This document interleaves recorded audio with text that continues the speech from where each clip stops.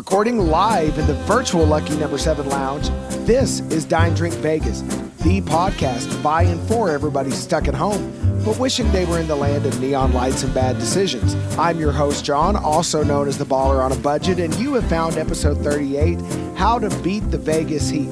Also, we're going to come at you with our drink of the day, the first in our summer series, and the Vegas news that we thought was interesting and caught our attention. But before we can get into any of that, of course, we've got to introduce the founder of Dine Drink Travel himself, the high roller formerly of the High Plains, the leader in the luxury lounge, the king of comps, the Alabama slammer, of course, I mean Bill. Good evening, Bill. It would appear I've given you the bird. You have given me the bird. In more ways than one, because normally that's just a statement about what you think about whatever I've done most recently, but maybe, John, you should tell them what our drink of the day is.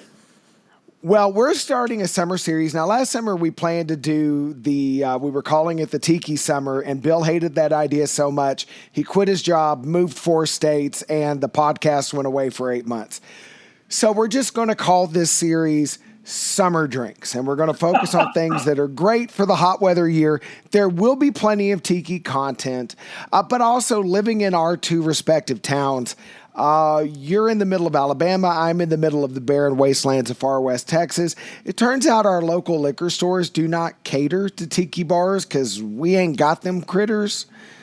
We don't live in a coastal area, so there will be some tiki content, and we are starting with one of the great tiki drinks, the Jungle Bird.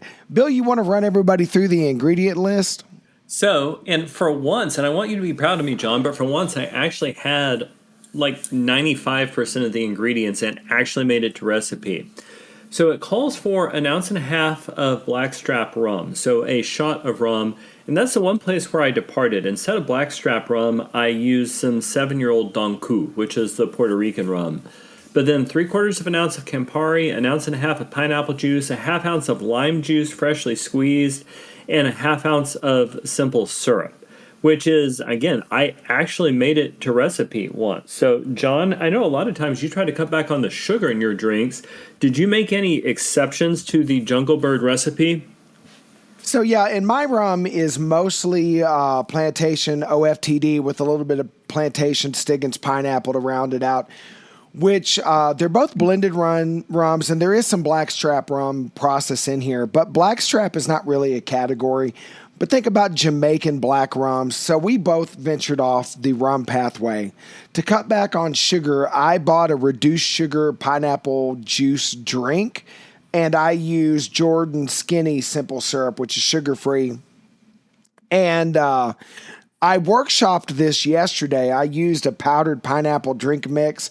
That did not yield a good cocktail. It turns out the powdered pineapple drink could not balance the bitterness of the Campari. And, you know, we talked about this with the Negroni episode.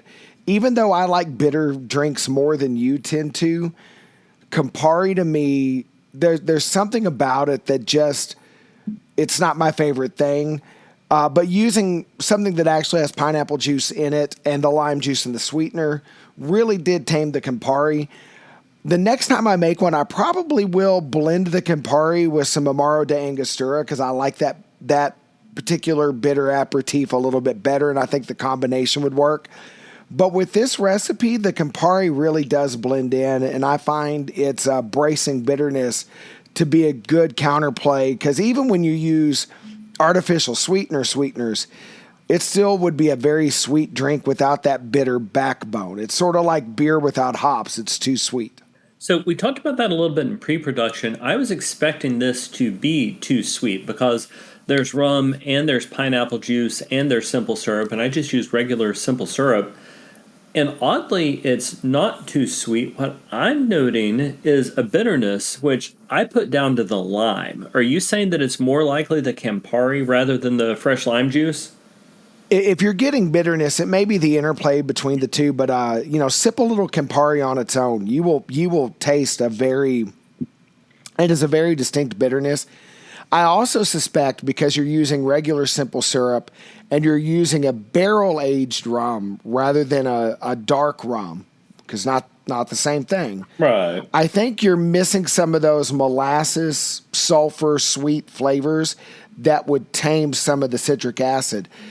I used a regular white sugar simple syrup, although it's sugar free. But both of the rums I use do have a fair bit of that molasses character as part of their constituent blends.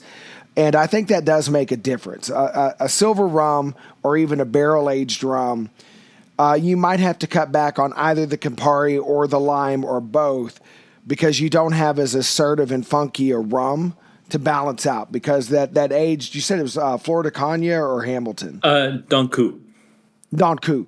So like an aged Don Coup, that's a lovely flavor, but it's not an intense funky rum. And I think without that extra Jamaican funky George Clinton and the Funkadelics nature to the rum, yeah, I could see the citrus and the Campari starting to get out of balance just a little bit. So I'm not sure. Yeah. I'm not sure that I enjoyed the funkiness of the rum, but I am, for the first time in the history of the Dine Drink Vegas podcast, going to try a different drink live and on the air. So my pineapple juice came out of a little 6-ounce can of pineapple juice. So I had 4.5 ounces of pineapple juice left. So I poured myself a second drink because typically I need a couple of drinks to get through this podcast. Listeners, we very much hope that you're drinking along with us. But what I did was I poured the other 4.5 ounces of pineapple juice with another 1.5 ounce shot of rum, and let's try it. I like that, and I like it very much. It's not quite a pina colada, but it's got some, fairly obvious overtones with it. And maybe it's just a thing. I like simpler drinks. I like drinks that have fewer flavors going on. Like I can't taste a lot of the subtle things you can taste anyway. Yeah, and you are kind of an old-fashioned, not fuddy-duddy, but the old-fashioned. You're an old-fashioned guy by nature, so you like those, 3 to 4 ingredient cocktails. When you start talking about things that get to 5 to 10 ingredients, and some of those ingredients are very complex, like Campari or Amaro, it can be a lot for the palate. You kind of have to grow into tasting those things. And I will say that with tiki, the aim in a good tiki cocktail, because you do tend to use a lot of sweet ingredients. There's a lot of fruit juices and things like that. Funky, assertive rums and, bitters or an Amaro or Campari, you're trying to tame the sweetness with something that gives it some contrast and some complexity. There's a difference between a tiki cocktail and the ridiculously sweet, strong woo girl daiquiris. Not something Hemingway would have drank, but something that like 21-year-old sorority girls on a bachelor party trip would drink. If your tiki drink is that kind of sweet, if it's the kind of thing that would come in a yard glass out of a Slurpee machine on the Vegas Strip, whatever those it's sugar vending machines with the alcoholic Slurpees, tiki should not be that. There ought to be sweet, but there should be balance. But what should it be, right? Like if it's not just sweet, what is the distinguishing characteristic that makes it a tiki drink? Like I said, I think it's that balance and complexity. Sure, the sweet element is there, but it might have a lot of baking spices from a heavy use of a cinnamon syrup or an allspice syrup or Angostura bitters, or it might be bitters and herbal complexity from Campari or from an Amaro, or even some tiki drinks use gin as a base because after all, these are all inspired. They're 20th century creations, but they're inspired by this romantic idea of what pirates and British sailors might have drank. And so if you're talking about the Brits, you're talking funky, assertive rums, and you're talking very herbal gins. So it's that dance. It's not just, the over-the-top daiquiri, strawberry daiquiri that, will give you diabetes and a hangover at the same time. Fair. Well, this drink also strikes me as something, John, which would be excellent to drink in Las Vegas in the heat of the summer, which we are just about to get into. And that real quick. Yeah, go ahead. You read the ingredients, but we got to talk about the instructions because this matters because listeners need to know this is a shaken drink, not a stirred drink. And you can serve this in a fancy tiki glass if you have one and you want to, but actually This particular drink, the Jungle Bird, is served typically in an old-fashioned glass over a big rock of ice. Which is exactly I did what want, I did. yeah, I want to get the recipe out of the way just in case somebody looks at this and we didn't tell them what to do and they stirred it. By the way, anytime you see fruit juice, you should be thinking shake it. You want that little frothy texture. Anything with fresh citrus or pineapple, shake that sucker unless the recipe says otherwise. All right. Well, and I actually did that exactly as the recipe called for. And I do enjoy the drink. I think I'd just rather it not have quite that bitter note. Yeah, no, I hear you, and I think it's. I think if you had a slightly different rum, and I know you don't love the overly funky rums, and for anybody out there that if you sip like a Smith and Cross or Ray and Nephew and it's too funky, the banana notes, mix it with a milder rum. But I think if you had a little bit of a more complicated rum, I suspect it might be a better experience for you. Cool. All right. We may have to test that out sometime. Let's absolutely do it. Well, John, is it time to introduce our main topic for the day? By all means, and I'm sorry I stopped the show to do that, but I want to make sure people cocktail correctly. So I just wanted to get the instructions in. Awesome. So, all right. Anyway, go ahead. Okay, well, so our topic for the day is how to beat the Vegas heat, and this is absolutely one of the drinks which could help do that. Because listeners, we are getting into that time of year where Vegas is just unholy hot. Now, I will say that in Alabama, it is hot and humid, but here, I mean, it might hit 100 degrees twice during the summer. It'll mostly be 90 or 95 degrees, and it's unpleasant because of the humidity, but ultimately, everybody's got air conditioning. Nobody's going to die. It's fine. In Las Vegas, it'll get 15 or 20 degrees over 100 pretty easily for quite a while, in a way which is actually life-threatening. And if you're going to enjoy Vegas in the summer, you've got to have a plan. So, John, what's your plan for handling the heat in Las Vegas in the summer? So we both have a top 5 list, and in no particular order, and we do have some overlap. And Bill, feel free to chime in as I kind of go through this, and then whatever is on your list that isn't on mine, we can jump on the back end. And I'm kind of offering these in no particular order, but I'm going to start with this one. Dress for the weather, and let me explain what I mean by that. Think about other cultures around the world and how they deal with desert heat. You don't see Saudi Arabians running around in jean shorts and a t-shirt. Coverage with this much sunlight is actually your friend. Think about breathable fabrics. Think about like a linen or cotton slacks, trousers, something not necessarily dressy unless you're going out for dinner or a show that requires it. It can be like chinos or linen beach pants, but you want breathable materials. You don't want denim. And the same thing with your shirts. You can get red as a lobster if you're walking around in a tank top. Think about at least, a full coverage shirt, but something linen, something that's breathable. The other thing you might think about is moisture wicking base layers. So I buy an Amazon knockoff, but they're essentially Under Armour t-shirts so that if I work up a sweat, I don't get all stanky and I don't sweat through my outer shirt.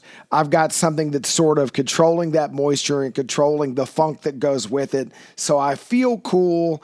I don't smell like the bottom of your school bus, right? So dress for the heat and realize that you're not dressing for the beach where you get that sea breeze coming in with a little bit of moisture. You're dressing for basically having your grandmother's 1965, not regulated by the government, hotter than the devil's butt, hair dryer blowing in your face. And that's a different thing than beach gear. So I like that, and that's a good tip. I guess the reason that that's one of the only things on your list that didn't make it onto my list is that when I'm packing for Vegas, I don't put that much thought into things. I'm like, it's time to go, and I just throw stuff in the suitcase and I go.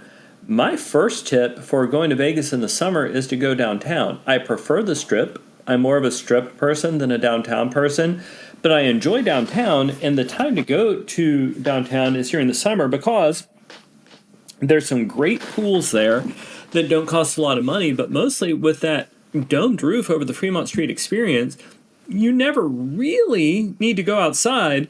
You can be shaded. You can be shaded the whole time, and it's just you avoid the worst of the sun kind of naturally. Yeah. And I don't know what the air temperature is under the canopy compared to the outside. But I think it certainly feels cooler. And I think having that canopy going straight down Fremont, it must pull a little bit of breeze through there. And you know, you and I have both been on Fremont Street when it's 113 outside. Under that canopy, it feels like it's in the 90s. Now, I get if we have listeners that are coming over from Ireland or from a northern state, or if any Canadians are still not mad at us and will come and hang out with us in Las Vegas. If you're not used to dealing with the 90s or triple digits, 90 something under that canopy is still going to be really hot to you. But for two lifelong Texans, if it feels like it's the mid 90s, you and I got this. Well, the other thing is, it's Vegas in the summer. You're not going to make it cool. You're going to make it, No. the goal is to make it survivable. And Yes. so you've made it survivable at that point. One of the other things you can do to make it survivable, and I'm actually surprised this was, and it's on your list, but I'm surprised it's not more prominent. I'd absolutely do a pool day because there are some phenomenal pools in Vegas. Now, if I was going to do it, I would go ahead and make an investment of a few $100s. I would get myself a pool cabana wherever I was going to be so I had some shade. I had somebody to bring me tiki drinks and all that sort of stuff. But I would have a very different Vegas trip in the summer than I would in, say, October. And I would plan it around a pool day, right? Yeah, and mine's not really ranked in order. It was just sort of the order I typed it up.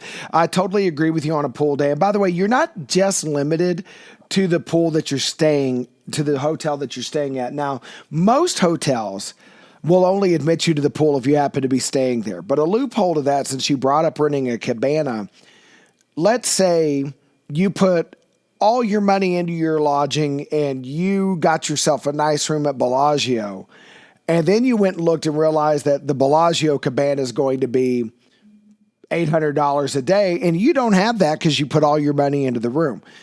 Well, there are hotels that will let you rent a cabana even if you're not staying there. And again, as you pointed out, downtown's a great place to do that. The pools are smaller, but they're still nice, and it's a laid-back atmosphere. And by the way, if you're over 35 and you don't fit in at the hip day club type pool with the DJ scene anyway, the crowd at the downtown pools is probably more your speed. The music's probably stuff you actually know.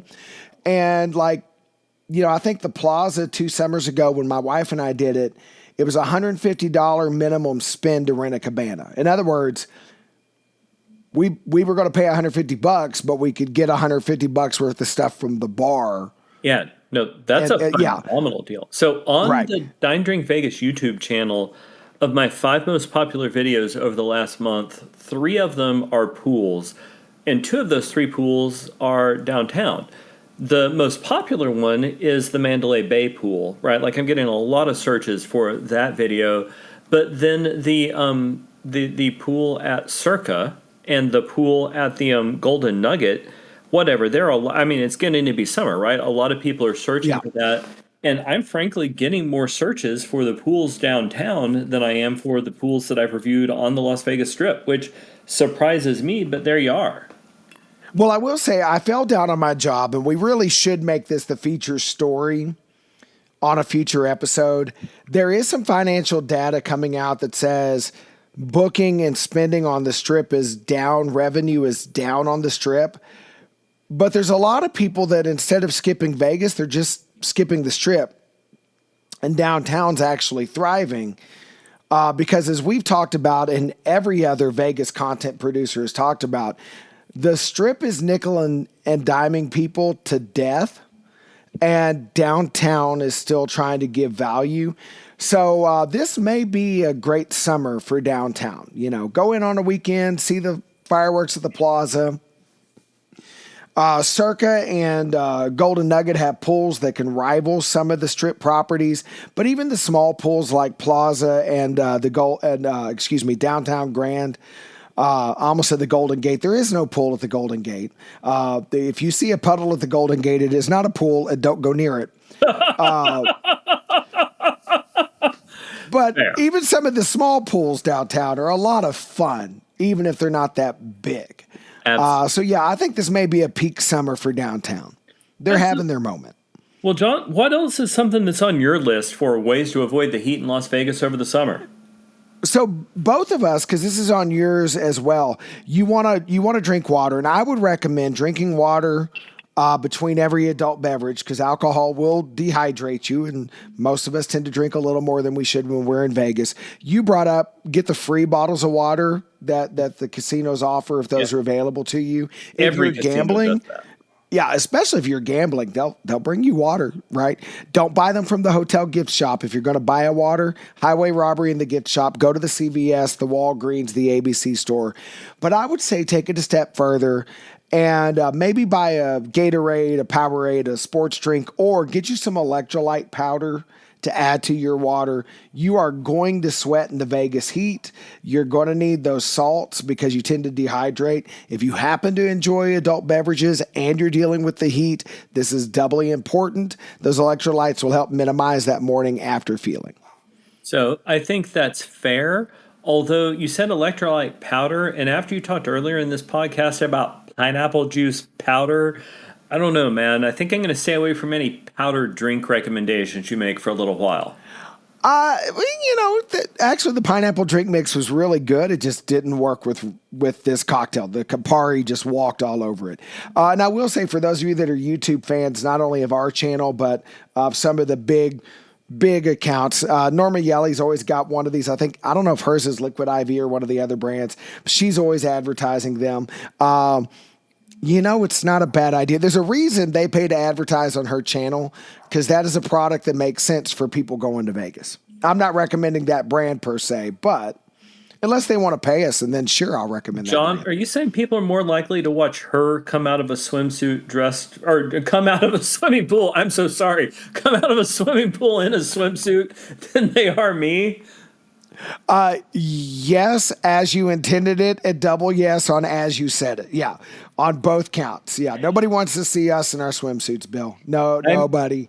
I'm going to go nobody. hide in my hole now, John, because it's safe there. Yeah, that's okay. I don't think she listens to our podcast. I think you're good. I don't think she'll file the restraining order. She'll never hear this. All right, Bill. Give me another one off of your list. So one of the things which is on my list is to find a hotel connected to other hotels. And this assumes that you're on the Strip, right? Because I've already talked about being downtown, where effectively they're all connected by that big canopy. But it means that you probably don't want something like the Stratosphere or the Fontainebleau, and you're probably not wanting a isolated resort like the Red Rock. But on my trip that I'm taking in a couple of weeks here, one of my nights, I'm going to stay at Mandalay Bay, which is connected to, in the same building, the Four Seasons, super short walkway over to the W, which used to be the Delano, which is connected by a walkway over to the Luxor. And there are several different properties like that in Vegas where there are 3 or 4 hotels. Because here's the thing. If you've got a trip to Vegas, which is going to last more than a night, at some point you're going to want to leave your hotel and go somewhere else. And one of the ways to beat the heat is to find a hotel which is connected to several other hotels. John, what is probably your favorite grouping of hotels on the Las Vegas Strip? So it depends on the trip I'm having. So when I travel with my wife, the connections between Aria, Cosmo, Bellagio, and Vdara are great because my wife loves all those places. And she loves Miracle Mile. It's a short walk in the heat across the Miracle Mile. The tram will take you down to Park MGM. From there, you can get all the way down to Mandalay pretty easy. So if I'm traveling with her, that's kind of our sweet spot. Although sometimes she'll want Park MGM or New York. But again, you can't get anywhere indoor from New York, but they're very short walks. And you can make it, honestly, from Mandalay Bay to the Wynn. I don't recommend it. That's a lot of walking. with probably only spending 20 minutes of your time outdoors. On the guys' trips, we've always done really well with Luxor Mandalay Bay, like you said.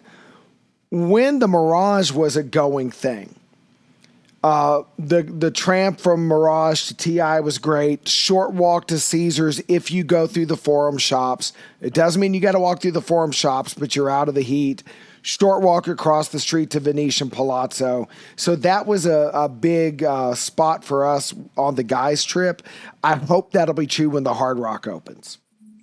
All right, fair. And so you are correct that you could get from Mandalay to the Wynn without having to spend that much time outside. But gosh, once you did, like you'd spend 500 years just walking through Caesars, which may be a small exaggeration.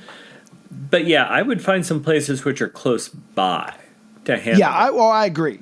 But I did want to point out that like you really can go end to end. Now, once you get past Wynn, you're a lot of time outside exposed, unless you take the loop tunnel, I guess, from Encore. But yeah, I would say that South Center Strip, basically from Bellagio down to Mandalay, very easy to manage any of those properties with minimal time out in the heat between the trams and the connected systems. Well, what else you have on your list for being in the Vegas heat, John? So the last one I have on my list that we didn't cover on yours, and it's related to the last one we have on your list to get to. I'm calling this one Siesta and Fiesta. Look, nap for part of the day so you could stay up later, because once the sun goes down, and again, it's still hot for a while. You know, when it's 110 during the day, it's going to take a long time to cool off. But once the sun goes down, you're generally in the 90s. By midnight, sometimes you'll dip into the 80s. It's way more pleasant from sundown to, say, 1 in the morning or 2 in the morning if you could stay up that late. But at our age, if you're going to stay up to 2, 3 in the morning, you probably needed to nap in the middle of the heat of the day. Okay, that's fair. And the reason that's connected to my suggestion was I said to save most of your drinking for the evening hours, because as you pointed out, drinking will dehydrate you. And in the summer in Vegas, sure, it's still warm after, and even a little bit hot after the sun goes down, but the life-threatening danger level goes down. And if you're going to make the sort of choices which people quite frequently make in Vegas, that gets a little bit safer after hours. Now, I would still do the things like make sure you're situationally aware. I would still do the things like drink water and all of that. But one of the ways that you can beat the heat in Vegas in the summer is if you're going to go out and, drink a Vegas amount of alcohol, I would probably save that for the evening, where when you're stumbling around, you're not going to accidentally die of heat stroke while you do it. Yeah, I think that is really good advice, because I think it would be very, very easy to get overexerted. Well, so you read those stories every summer, right? Like there's some tourists from Europe, and God bless them. Thank you so much for spending your euros in our country. But there's some tourists from Europe who will like collapse in front of the Bellagio because they're like, damn it, it's hot in southern Nevada in July. And we're all like, yeah, that's why we're inside right now. Yeah, and it's not just Europeans. Let's be nice to our beloved Yankee friends. Yeah, if you're from Minnesota, look, as somebody who lives in the desert Southwest, or on the cusp of the desert Southwest, I freely admit I am not ready for a Minnesota January. Minnesotans, you are not ready for a Southwest July. So please be careful, because we don't want you to be a statistic. We don't want you to be a news story. And we don't want your vacation ruined because you got rushed to the ER for a bag of IV saline because you got dehydrated and sunstroke. Not the way you want a Vegas. It is not. But there are, I guess to wrap this part up, there are absolutely ways to enjoy Vegas over the summer. Just know that it is really, truly, and insanely hot, and you need to have a plan one way or the other. Yes, you do. All right. Well, John, what's going on in Las Vegas news? So Like every episode, we are going to start with a bunch of stories that we stole from Scott at Vital Vegas, and we've got several of them to draw from this time. We're going to open up with in the properties once owned by Tony Shea, where rent has gone up now that his estate has taken over. Istanbul Mediterranean will go where Flippin' Good Burgers was, which is in the same building where several of the places that we've talked about that have gone out. We talked about the new Daphne cocktail bar coming in, replacing the downtown cocktail lounge, things like that. So it looks like they are lining up new tenants into that strip that's across from El Cortez, a block south of the Fremont Street experience. So it's nice to see new things going in. Bill, especially in the summer, you think a little Mediterranean food, a little bit of spice, might be just what the doctor ordered for dining in the summer heat. So a lot of Mediterranean food, it's not so much the spice because I don't find it particularly spicy. I think it has to me a nice cooling effect, right? Which makes sense because you're in a particularly hot region of the world. So, that's actually something I would check out. Yeah, particularly given as we both recommended going downtown during the summer, 100% I would try that. Yeah, me too. A little falafel wouldn't be awful. Ah, And yeah, I'm all for it. yeah. So he also reported that the CEO of Resorts World, the very troubled Hilton property, Alex Dixon, is stepping down to become a consultant, which Scott says is Vegas parlance for he been fired. But they're replacing him with their CFO slash COO, Carlos Castro. And so, Bill, the question I wanted to ask you is, given all the problems that Resorts World has had, and given that some of them might have been financial and operational in nature, new leadership seems in order, but promoting the number two who's over some of the aspects that have been problematic, does this feel like rearranging the deck chairs on the Titanic to you? Because it kind of does to me. So it might be, but not necessarily. And here's why. The number two person in a corporation, it's not like the vice president of the United States where you're somebody that the president handpicked, right? You are somebody with an independent skill set. And it's at least possible that you were prevented from exercising your skill set to the fullest by the person of who the CEO was. So I'm willing to, give Mr. Castro a chance to see what he does. I'll also say I like Resorts World. I'm more interested in it now that Fontainebleau has opened and there's a critical mass forming there on the North Las Vegas Strip. But no, I actually think it at least has the potential to work. What I don't know is much about Mr. Dixon or Mr. Castro. I don't know who's better and worse at the work or at their jobs and at their work.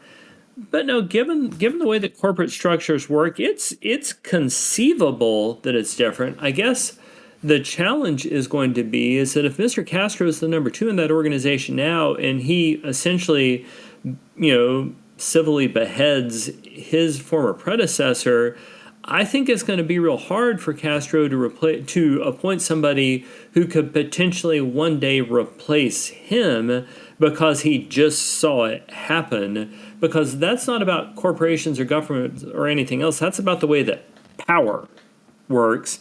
And I do hope that he'll have the skill to and the wherewithal to appoint somebody strong into his soon-to-be former role.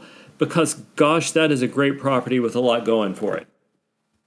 Yeah, and the thing that mystifies me about, and we've talked about this on the podcast before, this is not some fly-by-night hotel operator with a long history of hotels that most people don't think very highly of.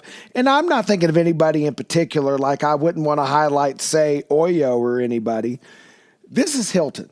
This is a company that established, that set the bar for what the American hotel is about. It has its roots in Texas, but it has its fingerprints on America's idea of luxury. It's a well-oiled machine. It is just mystifying to me that Resorts World has seemed to be one flop after another. I hope this changes. I hope they get their act together. I want Vegas to be as amazing as it can be, and that means you don't want any properties to struggle. So, yeah, I guess you have a point. We'll just have to wait and see. So Speaking of waiting and seeing, oh, go ahead, Bill. oh, well, okay. Well, I think we were both going to the same place, and about properties being amazing. So Scott also at Vital Vegas also shared there's been some updated plans filed with the Clark County Planning Commission, which includes a boat dock and a patio at the Bellagio fountains. Now, to be clear, the Bellagio is already amazing, and I'm going to be shocked if they're not making more money than Warren Buffett, right? But Yeah. that sounds like a lot of fun, and I'm not going to lie. I want to take me a little patio boat out on the Bellagio Lake. Now, not at 2 in the afternoon in July, but if it's a pleasant day in October, or if it's an evening or something like that, yeah, right? Like if I can get my wife to go out there with me, I'm taking my girl out on the Bellagio Lake at some point. If I go out there with you, I'm pushing you in the lake. But yeah, like that's a thing I want to do. Yeah, I thought that was pretty interesting. Some of the other plans that are in here that Scott highlighted: a new clubhouse for the Wynn Golf Course. I'm not a big golfer, and I'm not going to pay to golf at Wynn prices. No. Several updates at Caesars, including a new video screen. I think with the Hard Rock Hotel coming, that big guitar in the sky, I think you're going to see an arms race for visible signage. I wish they'd go back to some of the old blocks long neon, but I get that's a bygone era. I wish I'd seen Vegas at that stage. New entertainment venue that's aimed at people who are younger than you and me. But it looks like these properties are at least taking some of those nickel and diming and convenience fees and resort fees and fee to help us process the other 5 fees we just made you pay. But at least they're taking some of that money and reinvesting it in the guest experience. So I guess there's a silver lining to the gray cloud of what the strip properties have been doing to us. Outstanding. So, John, I don't actually have the details on this next story. Will you fill our listeners in on it? So there was a big buzz happening all over social media. Apparently, at a press conference, somebody that works for the mayor's office made it sound like that Circa was about to open a property that was tentatively going to be called Circa 2. And I think they missed the opportunity to tag it as Electric Boogaloo, but that's just Gen X coming out of me. And News 8 in Vegas picked it up. Every social media account picked it up. I think I retweeted and tagged you in it. Well, Scott at Vital Vegas has decided to rain poo-poo on everybody's parade. He has said that according to his sources within the Derek Stevens organization, there are no immediate plans to build a new casino. The property is in the theater district, basically running up to the back of the plaza. So running into the back of Garage Mahal. And it is true that Derek Stevens does own that land, but it's not currently zoned for gaming. There are no concrete plans to develop. All these accounts made it sound like this move was imminent, not, I can't talk, must be the rum, imminent. And Scott made it very clear that eventually something will go on that property, probably something run by Derek Stevens.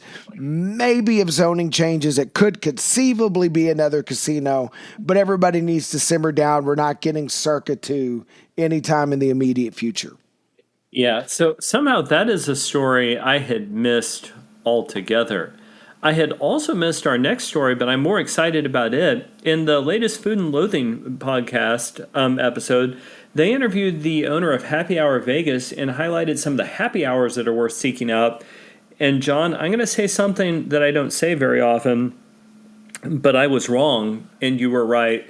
And it is absolutely worth seeking out happy hours and good deals in Vegas. And it seems like some of them are coming up. For example, off the Strip, Basilico is going to run a $1 oyster night every Wednesday. And I mean, that might be worth seeking out. Or if the Strip is your jam, and it is mine, Gordon Ramsay's Steak at the Paris is going to run a happy hour that rolls back prices to 2012. Now, I will say, even if somebody doesn't have a formal happy hour, there are almost always drink specials to be had. I've gotten some great deals by that little bar, which is immediately outside of Treasure Island. I like Reraw Irish Pub right between Mandalay Bay and Luxor, and I like any place downtown. But sure, more places with cheap drinks makes me happy. Yeah, and I will say happy hours are always worth doing. 8 East is one of my favorite. You can get a real bargain on some really nice Asian inspired appetizers and discounts on drinks. Happy hour is a great thing to do at Cosmo. Multiple properties have it. So yeah, I am pro happy hour. By the way, Happy Hour Vegas is a great website to look up things like what are the hot happy hours right now, where to get deals. And I will say too that look, I know a lot of people don't want to pay for the Uber or a taxi, but if you know that you're with a group, they sell these oysters in groups of six, so you got to buy at least six of whatever type of oyster you're getting. But they do say it's a loss leader. It is high quality stuff. It's the stuff they serve all the time. If you're with a group that loves seafood and loves oysters, this is worth the ride. Go in there, have a good time, ball out. There are great values to be had by leaving the strip. You and I had a great meal at Herbs and Rye, and we were there for their happy hour when most of the menu was half off. So yeah, don't be afraid to look for bargains because every dime you save by looking for those deals is either money you're going to take home with you or money you can spend gambling or going to a show or on doing that really high end thing you otherwise wouldn't be able to afford. I absolutely. So I'm the one who found this story, but then you were able to confirm it multiple other places. Multiple outlets are reporting the cathedral, because there seems to be a gratuitous E at the end of it, at the Aria is shutting down. And I guess here's my question, John. Did you ever know that was a place that existed? Yeah, I walked by it many times. So this was between the lobby bar and the shops at Crystal. So if you happen to be exiting Aria to go out to the shops at Crystal, it was right there. Lovely looking space. Never walked in there, never darkened the door. I don't know if it suffered. I don't know if it was a food quality issue or if it just didn't get the foot traffic that places like, what is it, Javier's, other places in Aria that are much more visible get. Could have been location, could have been food, could have been management, but yeah, never walked in there. I am staying at the Aria a week from Tuesday, so 9 days from now. And I wound up booking my meal at the Thai restaurant there. But I looked at every restaurant at the Aria as well as a couple of adjoining ones. And I looked briefly at Cathedral. And my quick reaction was like, why would I bother eating there? So sure, it's possible there was a food quality or a management or whatever issue. But I will gratuitously spend money in Vegas. I looked at everything they had to offer, knowing I was staying in their hotel, wanting to spend an uninterrupted 24 hours in their hotel. And I was like, meh, I'll pass. And Yeah. my guess is the reaction I had is the same one that the rest of Vegas had, and that's why it's shutting down. Yeah, I suspect that's true. And one of the best and worst things about being in Aria is because Aria is connected to Cosmo and Bellagio. You get a lot of traffic in that space, but you also have a lot of competition. So I think any food venue to thrive in that spot has got to bring in a concept that visitors want, and they've got to deliver on the food and the experience. I vaguely remember, I don't even remember what their cuisine was. I don't even remember what kind of food they were selling. I just remember the two times my wife and I stayed there, just like you just described. My wife and I laid in bed with my computer open and we menu shopped for everything at Aria. Both times, it never crossed our mind. We looked at it real quick and clicked on to other things. I'm guessing that's what most people did, and that's why this place is gone. If it was your favorite restaurant, listeners, I do feel bad for you. I don't want to yuck anybody's yum, but it looks like the people have spoken. Absolutely. Well, what else is going on, John? So this is one of those where I put the link in there so you can look it over. Eater Vegas has dropped their listicle of the new places that are opening in May of 2025. And Bill, I was wondering if anything on this list of new restaurants caught your eye. So, three things, but one is a don't. So they are adding a Zaxby's into Las Vegas. And to be clear, Zaxby's is a delightful fast food fried chicken restaurant. But y'all, this is one of the few things on this podcast about which John and I religiously agree. If you can get it in your hometown, why would you bother traveling to get it? So, no. The two things on this list that appeal to me in the sense that I want to go is one is a restaurant called Nomikai at the Venetian. And I'm looking at some of the artwork at Nomikai right now, and it looks phenomenal, right? Like this is, and it's the work inside is done by a Tokyo-based artist. It is a Japanese-themed restaurant. That place looks really phenomenal. And one of the other places is downtown. It's called Abrijes, and it is located. And I'm looking at it right now. Located at Neonopolis. So downtown towards, I guess that would be down towards the El Cortez, right? Maybe whatever, but down at Neonopolis downtown. And the reason that that place appeals to me is that the chef there, Paco Cortez, is from Mexico City. And listeners, if I haven't mentioned it on this show before, in an entirely different lifetime, and a good solid couple of decades ago, I spent a couple of decades living in Mexico City. And I reserve judgment on this place till I've eaten there. But y'all, if you've had, so John and I are multi-generation God-fearing Texans. We love our Tex-Mex. We love our regular Mexican food. We love what most of the United States understands as Mexican food. But Mexico is a big damn country with a lot of coastline and with over 100 million people, which means you've got different cultural or different regional groups of food.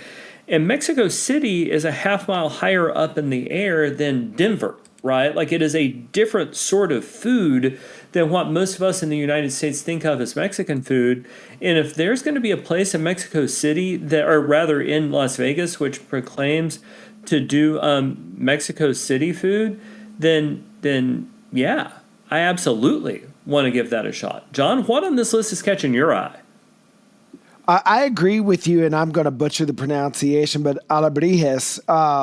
So Neonopolis is that place where Banger Brewing was, Heart Attack Grill is there. Based on the suite number and the description, I think it's on one of the upper levels. It's Suite 310. I assume that means it's on the third level. It's going to have outdoor seating that looks down over Fremont Street. And one of my favorite, I lived in Kentucky for a few years. And in that time period, Kentucky had terrible Mexican food choices. But there was a hotshot doctor who was hired to be a teaching doctor at University of Kentucky Medical School. And she was married to a chef from Mexico City. And he opened a place called El Toro that did Mexico City style and interior of Mexico style dishes. That man's chicken mole is one of the best Mexican food plates I have ever had in Mexico or the United States. He brought it. And if this chef can do anything remotely close to that, yeah, I'm down for that. That caught my eye. The other one that I kind of got a giggle by, but I admit it, I'll eat it. I pick on celebrity chefs.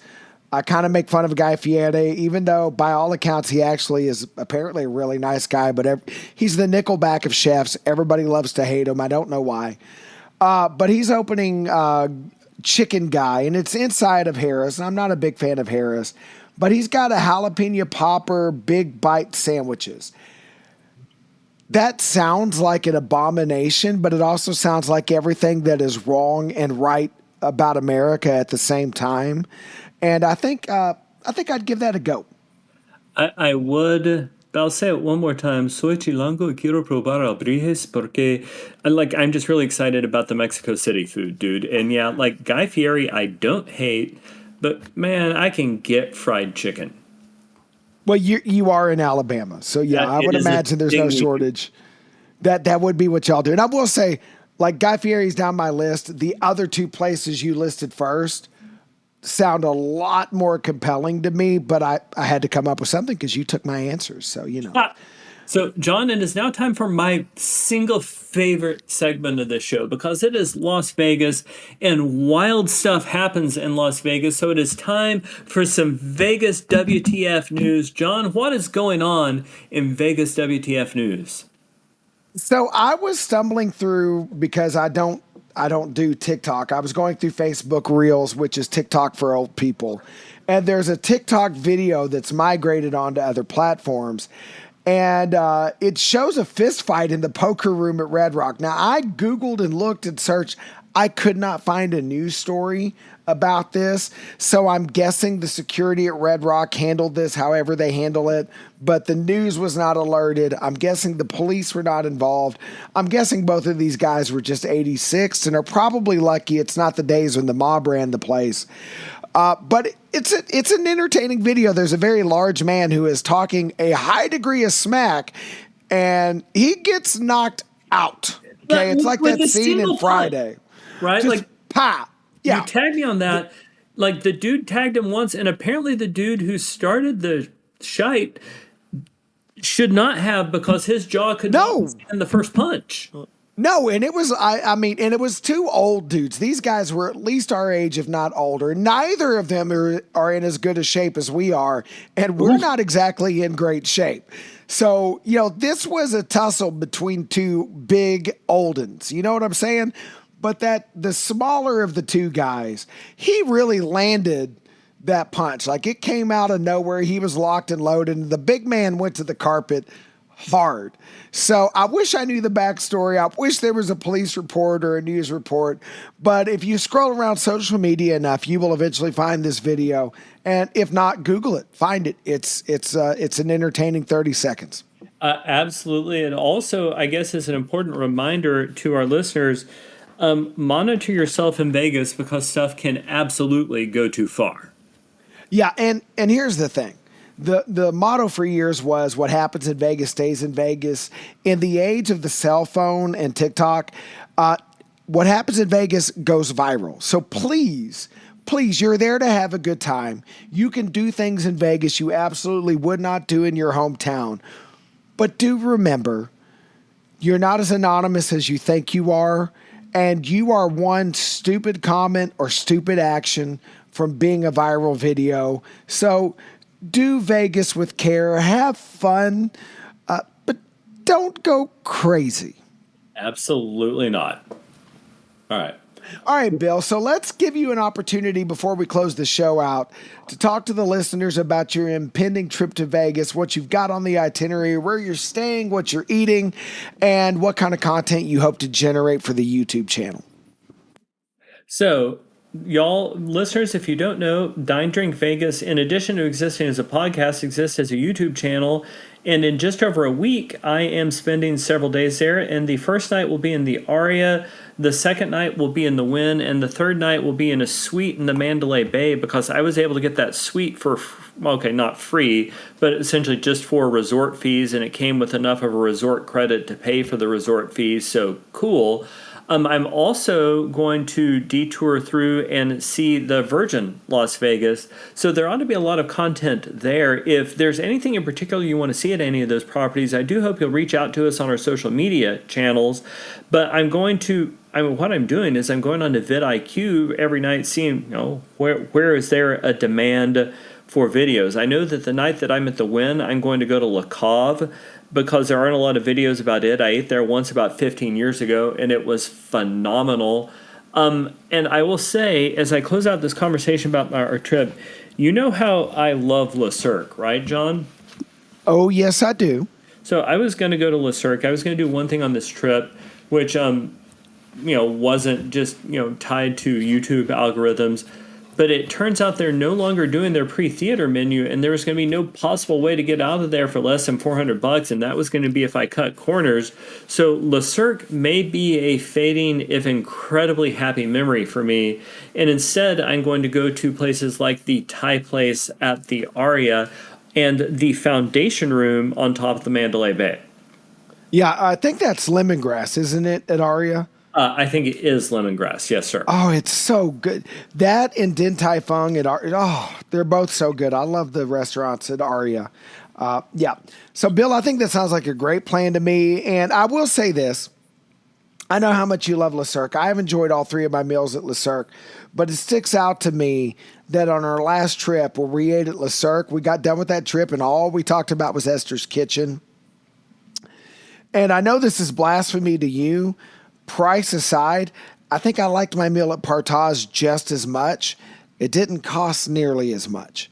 Not that Partage is cheap, mind you. But yeah, I hate to throw shade on Le Cirque. It's a lovely place. Your friend Martin is an amazing waiter, but I get it. So, in a world where cost is no consideration, I still prefer Le Cirque, and partially because it's people like my waiter Martin. Like, the service experience there is so phenomenal. Listeners, I can't remember if I've told this story before or not, but about a year ago, I was in Vegas with my buddy Ryan, and I just went into Le Cirque to have a drink at their bar. And Martin saw me, having not been in there for I think a year and a half at that point, from across the dining room, came over and started bringing me snacks because that's how they do stuff. It's a different experience.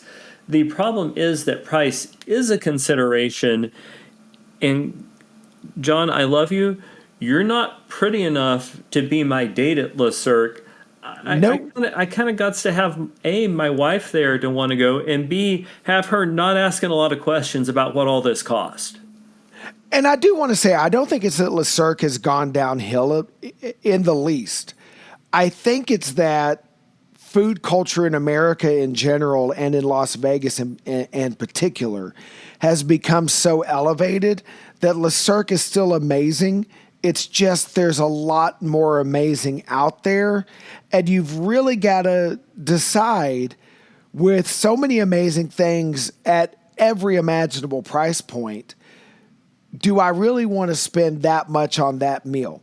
I think once upon a time, you spent that much on that meal because your other options were Denny's and Applebee's.